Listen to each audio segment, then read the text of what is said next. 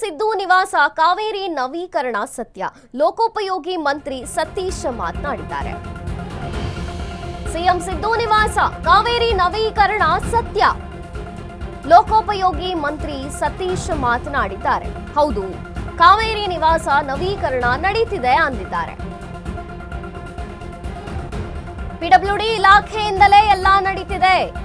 ಅಧಿಕೃತ ನಿವಾಸ ಕಾವೇರಿ, ಕಾಲಕಾಲಕ್ಕೆ ಸಿಎಂ ನಿವಾಸ ನವೀಕರಣ ಮಾಡ್ತಾರೆ.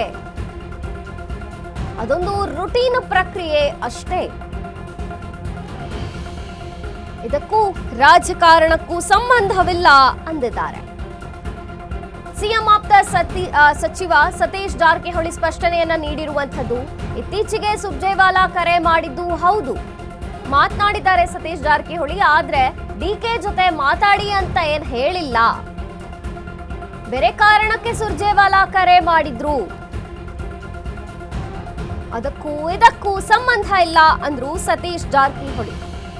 ಸಿಎಂ ಅಧಿಕೃತ ನಿವಾಸ ಕಾವೇರಿ ನವೀಕರಣ ಆಗ್ತಿದೆ. ಈ ಬಗ್ಗೆ ಸಚಿವ ಸತೀಶ್ ಜಾರಕಿಹೊಳಿ ಮಾತನಾಡಿದ್ದಾರೆ.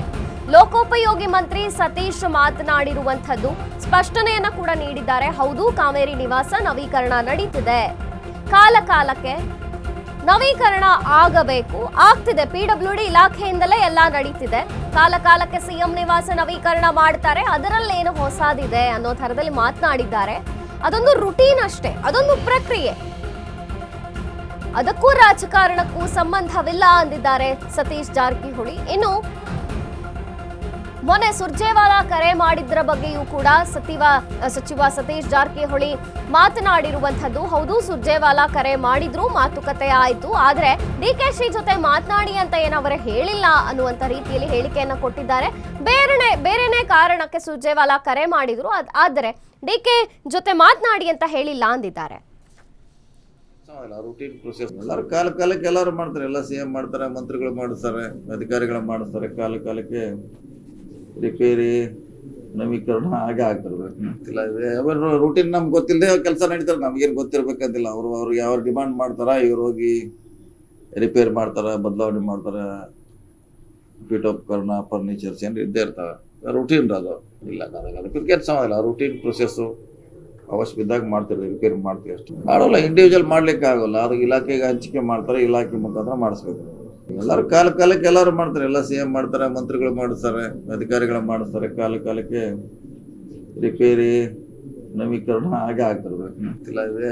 ರೂಟೀನ್ ನಮ್ಗೆ ಗೊತ್ತಿಲ್ಲದೆ ಕೆಲಸ ನಡೀತದೆ. 2028ಕ್ಕೆ ಹಿಂದೂ ಹುಲಿ Yatnal JCB party fix. 2028 Hindu ಹುಲಿ ಯತ್ನಾಳ್ ಜೆಸಿಬಿ ಪಾರ್ಟಿ ಫಿಕ್ಸ್ ಅನ್ನುವಂಥದ್ದು. ಮುಂದಿನ ಸಿಎಂ ಬಸವನಗೌಡ ಪಾಟೀಲ್ ಯತ್ನಾಳ್ ಆಗ್ಲಿ. ಶಿವಲಿಂಗೇಶ್ವರ ಬಿಸ್ಕೆಟ್ ತೂರಿದಂಥ ಯತ್ನಾಳ್ ಬೆಂಬಲಿಗರು ಜಾತ್ರೆಯದು ಬಿಸ್ಕೆಟ್ ಮೇಲೆ ಯತ್ನಾಳ್ ಮುಂದಿನ ಸಿಎಂ ಆಗ್ಲಿ ಅಂತ ಬರೆದು ಹರಕೆಯನ್ನ ಮಾಡಿಕೊಂಡಿದ್ದಾರೆ.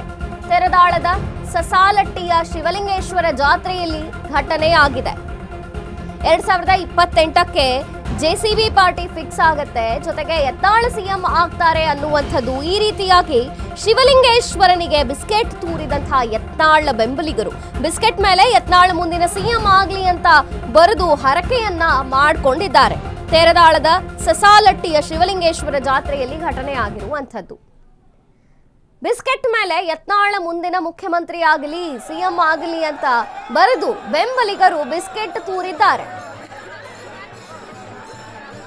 ಹಲವಾರು ಜಾತ್ರೆಗಳಲ್ಲಿ ಬಾಳೆಹಣ್ಣ ಮೇಲೆ ಇಂಥವರು ಸಿಎಂ ಆಗಲಿ ಅಥವಾ ಇಂಥವರು MLA ಆಗಲಿ ಅನ್ನೋದನ್ನ ಬರೆದನ್ನ ನೋಡಿರ್ತೇವೆ. ಇನ್ನು ಅವರದ್ದು ಏನೇ ಹರಕೆ ಇದ್ರೂ ಕೂಡ ಬಾಳೆಹಣ್ಣುಗಳ ಮೇಲೆ ಬರೆದು ಎಸೆಯುವಂಥದ್ದನ್ನ ನೋಡಿರ್ತೇವೆ. ಆದ್ರೂ ಇದು ತೆರೆದಾಳದ ಸಸಾಲಟ್ಟಿಯ ಶಿವಲಿಂಗೇಶ್ವರ ಜಾತ್ರೆಯಲ್ಲಿ ಅವರ ಬೆಂಬಲಿಗರು ಬಿಸ್ಕೆಟ್ ಮೇಲೆ ಯತ್ನಾಳ್ ಸಿಎಂ ಆಗಲಿ ಅಂತ ಬರೆದು ಹರಕೆಯನ್ನ ಮಾಡಿಕೊಂಡಿದ್ದಾರೆ. 2028ಕ್ಕೆ ಹಿಂದೂ ಹುಲಿ ಯತ್ನಾಳ್ ಬರಬೇಕು, ಜೆಸಿಬಿ ಪಾರ್ಟಿ ಫಿಕ್ಸ್ ಅನ್ನುವಂಥ ರೀತಿಯಲ್ಲಿ ಸಿಎಂ ಅವರೇ ಆಗ್ತಾರೆ ಅಂತ ಈಗ ಶಿವಲಿಂಗೇಶ್ವರ ಸ್ವಾಮಿಗೆ ಬಿಸ್ಕೆಟ್ನ ತೂರಿ ಬೆಂಬಲಿಗರು ಹರಕೆಯನ್ನ ಮಾಡಿಕೊಂಡಿದ್ದಾರೆ.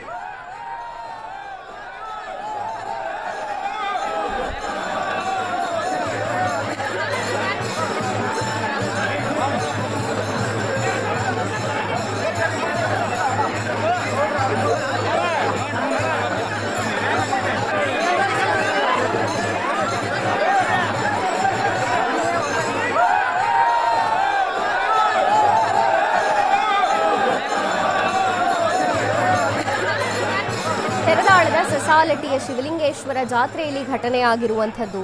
2028ಕ್ಕೆ ಯತ್ನಾಳ ಹುಲಿ, ಹಿಂದೂ ಹುಲಿ ಜೆಸಿಬಿ ಪಾರ್ಟಿ ಫಿಕ್ಸ್ ಆಗುತ್ತೆ. ಜೊತೆಗೆ ಸಿಎಂ ಯತ್ನಾಳ್ ಆಗಬೇಕು ಅಂತ ಈಗ ಬೆಂಬಲಿಗರು ಹರಕೆಯನ್ನ ಮಾಡ್ಕೊಂಡಿರೋದು. ಬಿಸ್ಕೆಟ್ ಮೇಲೆ ಮುಂದಿನ ಸಿಎಂ ಯತ್ನಾಳ್, ಬಸವನಗೌಡ ಪಾಟೀಲ್ ಯತ್ನಾಳ್ ಅಂತ ಬಿಸ್ಕೆಟ್ ಮೇಲೆ ಬರೆದು ಜಾತ್ರೆಯಲ್ಲಿ ಉತ್ಸವ ಸಾಗುವಾಗ ರಥಕ್ಕೆ ಬಿಸ್ಕೆಟ್ನ ತೂರಿ ಹರಕೆಯನ್ನ ಸಲ್ಲಿಸಿದ್ದಾರೆ ಅವರ ಬೆಂಬಲಿಗರು.